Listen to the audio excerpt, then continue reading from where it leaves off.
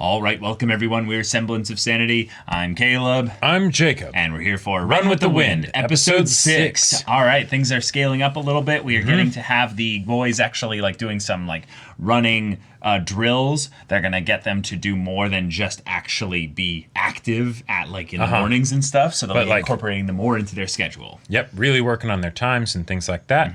But King. Not all are on board with this. Yep. King has some very serious conflicts that are going on. Getting a job. Yep. Yeah. Just trying to figure out how to transition into the full adult life. And all this is kind of a distraction for him. And he's kind of, getting bitter about it. Yeah, making things a little bit kind of petty with how he interacts with the others. And while Haiji, yes, is trying to coerce them all to do this because one way he or needs another. 10, it's very realistic that a lot of them would give some resistance here. And Yeah, real resistance. And while they did give some initial resistance, exactly. So far, most of them have been pretty supportive. Yeah. More or less at this point. Yeah. But King, even Yuki, who's one of the ones that's been kind of more just generally abrasive about the whole thing. Right. He's asking Nico-chan hey, what is it about running? So I'm an amateur, give me the scoop. He's at the very least curious to learn things and stuff like that. And while we have the full breadth of characters with regards to their approaches with running, the fact that we might be getting a little bit personal with each one, or at the very least starting with King here, that's promising for the show as a whole. Yes. Yeah. Yes. So, y'all, without further ado, let's get into this. All right, everyone. Now be sure to go check out the reaction portion of the video in the description below. Then come back here for the discussion.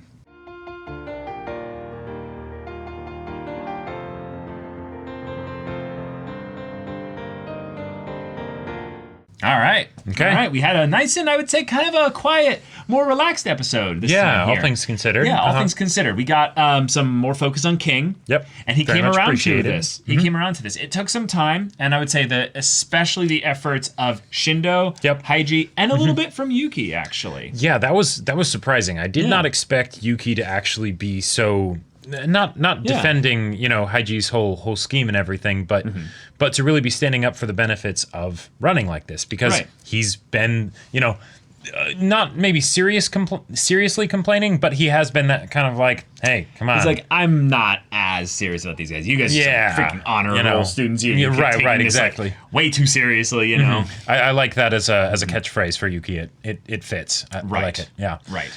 But and King, though. Yeah. So he's the one that basically realizes that time is quickly moving. He doesn't have a lot of money. He doesn't have really the means by which he'll be able to take care of himself after school. And he needs a job. He needs a job. But at the moment, what he's basically also kind of come to the realization of is that it's not even something that he really sees in a logical way, because it's something where he has his own already, his little thing that he spends time in that is not, devoted to his job in any way, but it's to kind of help him unwind a little bit. Yeah. But I loved that even at the points where he was getting a little bit restless with this, he wasn't even doing that anymore. Yeah. Not even when he was specifically asked by a close friend of his, hey, do you want to, instead of, lying in the dark, in your room, do you want to go do your favorite thing with me? Right. Nope. Yeah. And it feels like it's a thing of where he was so worried about not getting a job and stuff that he wouldn't even be able to relax with something like that, because it was antithetical in his mind to the goal of working to find a job as fast as possible. And then as a result of that, when he finally does decide that he's going to cut loose, he does it in a more negative way. Gambling. Yep. It's dude, maybe that's a little bit of a wake-up call of hey, this is not going well. What would you really lose from running, or would you actually stand to gain? Not even just talking about the job side of things, in a direct way if it helps him find a job, but just it'll make you a more functional and happier person. Right. There's a lot of things in King or Sakaguchi Yohei that you can see he's one that is easily distracted. The idea that there's a thing in his life that he's realizing I can just devote and focus a lot of energy into this. And yet, when things get a little bit stressful or something like that, he goes to something like mahjong or something like that as gambling. Or he basically likes to stick to the wheel of the trivia stuff and be the trivia wizard and get all the thing stuff that he's good things. at. He's better than even the people playing. Come on, Yeah. I could beat any of these people.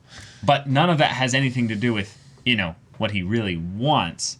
So having those questions brought up in some ways by our hero of this episode, Shindo, just And way to go, Shindo. Yeah. You were awesome. Is it that you don't like, your job, or are you just looking for, like that little scene where he's basically just sitting there being wholesome and just like, hey, I just, want to know if I can do stuff with you. And then he ends up doing the comparison with regards to the job being the same way with regards to, running, doing something that you don't know if you even like or if you really want to. I feel like oh, go ahead. Well, I love that. So King in this scene where Shindo comes up to talk to him and is like, hey, you want to hang out? Do your favorite thing? And he's like, no. Shindo's trying to connect. King knows that he's trying to connect, but because he's in a bad place, he's not willing to. Right? Not in that way at the very least. Yep. But then as Shindo's about to leave and be like, okay, well, I tried, and okay, but I'm about to leave. Then he's like, what is it about it anyway? Because he doesn't want to just let it sit like this because he doesn't like the situation that he's in, and he can tell that his friend is trying to help out, and even if that's not necessarily the way to help out, that wouldn't work for him in this moment. He asks the question, right? And at that point, it's like, okay, awesome. We can have progress here. Because if not for that, no one could make King do anything, right? Haiji has learned that. He can't actually make King run. Yeah, he even convinced him that it would be a good idea to do this for his job, and he forgot about that until the end of the episode. And he's like, oh, right, yeah, this is my excuse I can give. Yeah. And it might be true. We don't know how this will affect the future, but but it could very easily be good for his job. That doesn't necessarily have to just be an excuse. Right. But once he asks that question to Shindo, then suddenly Shindo's able to come in and be like, okay, well, here's my thoughts and feelings on it, right? Yeah. And then once that happens, then King is able to be kind of like, okay, all right, maybe I'm being a bit stubborn. Maybe, yeah. Yeah. I was going to say, I also love that this was something where he basically used the same thing that Haiji basically used to convince him as the thing of, nah, I'm choosing this now instead of being forced to do it because it might actually help with me getting a job. I forgot about that, and it's just kind of a thing of where it's like, that was the thing that was used to coerce you, and now you're using it as this is my choice now, right? So now you're going to enjoy this so much more, probably because you're actually choosing to do it, and more importantly, that's something that maybe might help with how you approach the whole thing of the job too. Because when he was asked about it by Shindo of, hey, why do you want a job? It's like, well, it's because I have to have a job, right? Well, with running, you don't necessarily have to be running. And the whole situation with his job has gotten negative like this probably because he's feeling, I need a job. One, I need a job, right? Which on a practical sense is like, yeah, he needs to have a way to make money. But two, I don't know if I'm actually meeting that need. Right? And as a result, I get worried, I get stressed, and I start to get negative with myself and those people around me, right? Yep.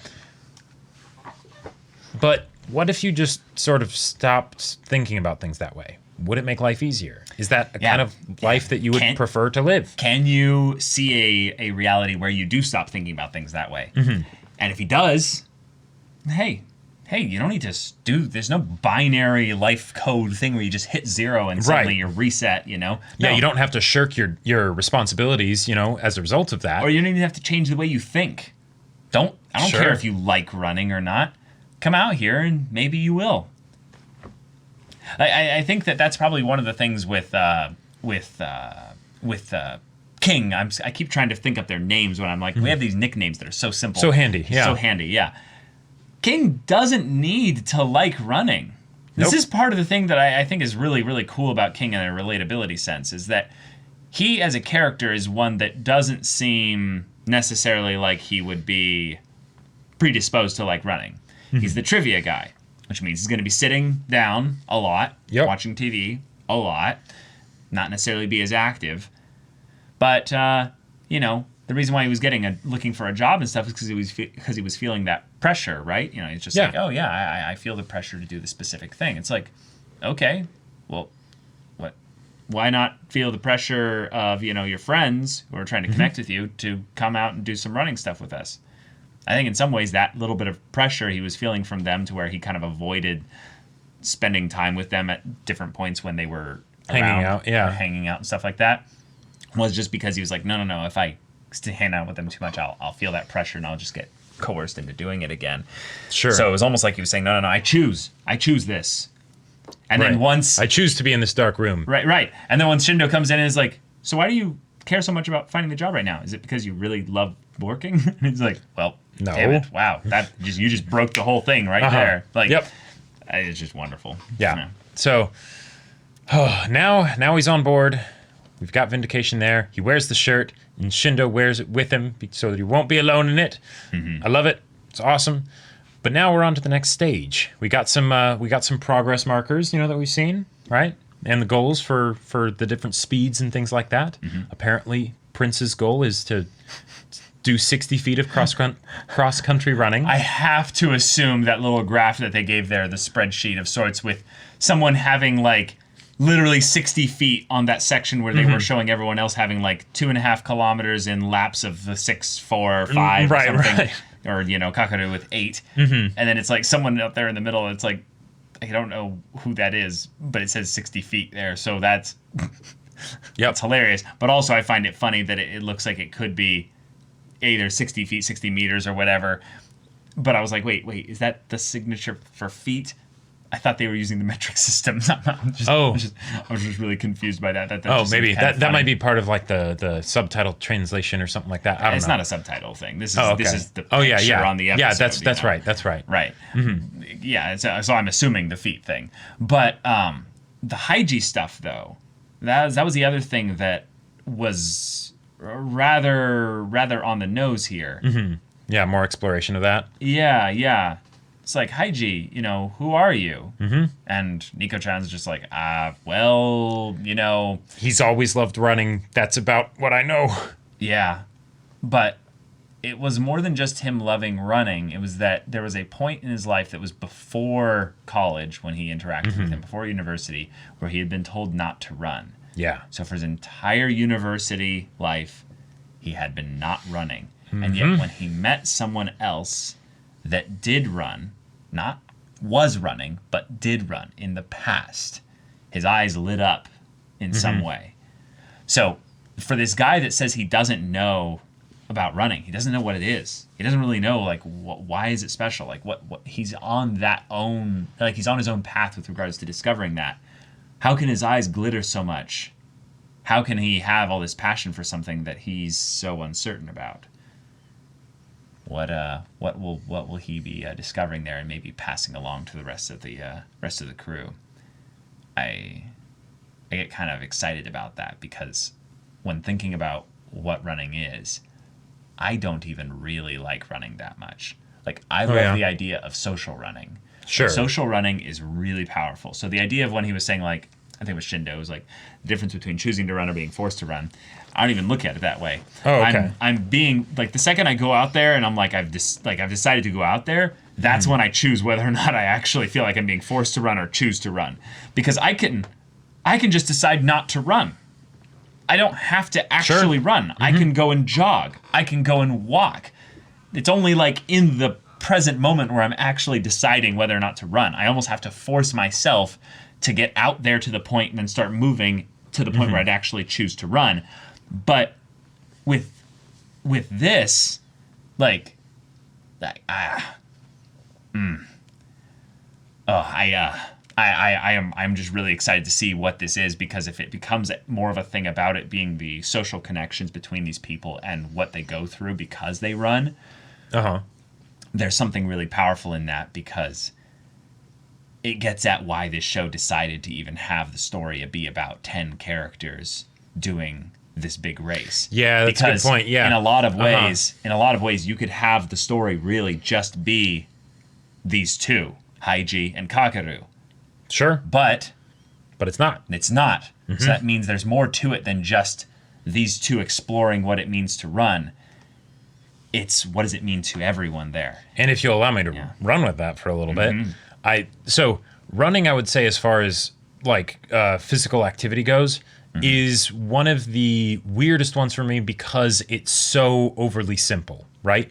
It's just you run, and yes, I'm sure there's all the form things and stuff you need to do, but basically it's almost strictly an endurance thing. Like unless you're doing like a short distance race or I don't know. This is my limited perspective, but given that sports anime tends to be that whole get at that whole notion of like pushing through your limits and going the distance and all of that stuff, right? But then we also have a situation with 10 characters. It's almost like we're basically saying, hey, let's have a show that is condensed just down to that sort of sports shonen spirit, specifically with a bunch of characters that are all in their different places in life, and then let's see how they're able to run together. I mean, literally run together, but, also in that whole figurative sense. So, I don't know. I feel like that might... I could totally be wrong, but I could see that being some of the the kernels of inspiration behind the show. Because otherwise, why running specifically? I don't know. Yeah, why running? Yeah, why running? Oh man, yeah. I feel like there are certain things that are a given that I really am hoping to see in this show. But this episode kind of said yes to a couple of them. Okay. And I almost don't want to go into some of them because it feels like almost in some ways because of the fact that this is a running show and it is just, good boys go running and stuff like that. Yeah. The fact that they're even caring this much about why running, what is running and all of that, it feels like there's certain philosophical things that they could be getting into that have nothing to do with sports, muscles or the theory of how to, properly synchronize your leg and arm movements And I'm